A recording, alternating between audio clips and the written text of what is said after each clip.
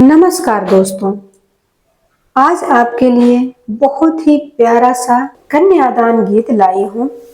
एक पिता जब अपनी पुत्री का विवाह करता है, उस समय उसके अंदर कितना दर्द भरा होता है।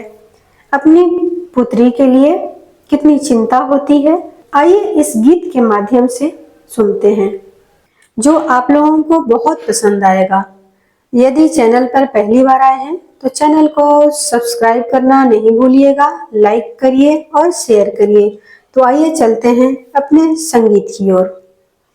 निहोरी निहोरी बेटी अंगना बहारेली, पापा नीरे खले मुँह जी।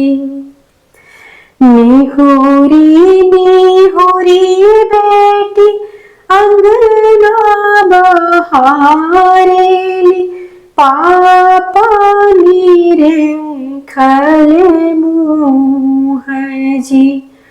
अरे सोझे किरण तोहरा लागले बेटी, कोमल बदन कुम्हिलाए जी। अरे सोझे किरण तोहरा लागले बेटी, गोरा बदन कुम्हिलाए जी। कही तू तये बेटी कोठवा उठाई देती, कही तू त छत्र के छाह जी।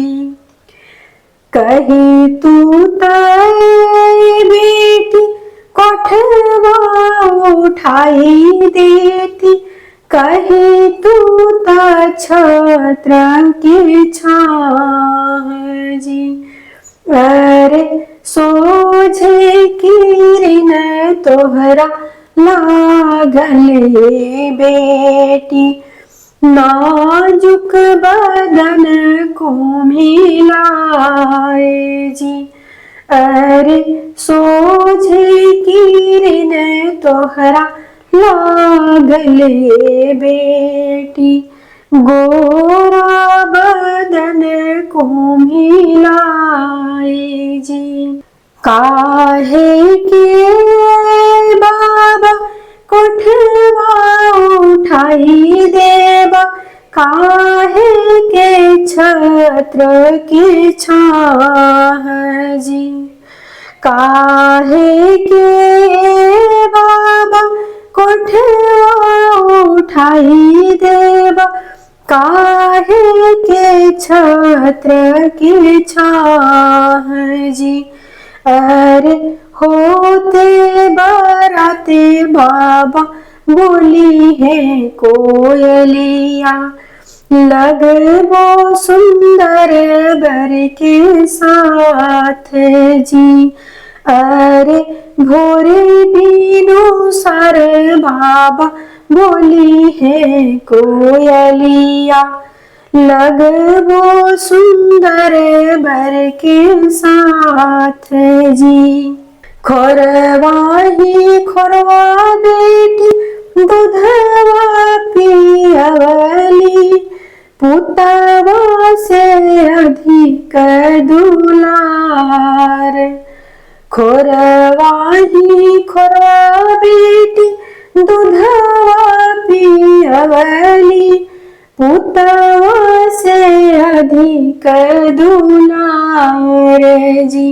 अरे दूधवो के लिखियाना दिहलो ए बेटी, जईबो सुंदर बर के साथ जी। अरे दूधवो के लिखियाना दिहलो ए बेटी, जईबो सुंदर बर के साथ जी। जईबो सुंदर बर के साथ जी, जईबो सुंदर बर के साथ जी।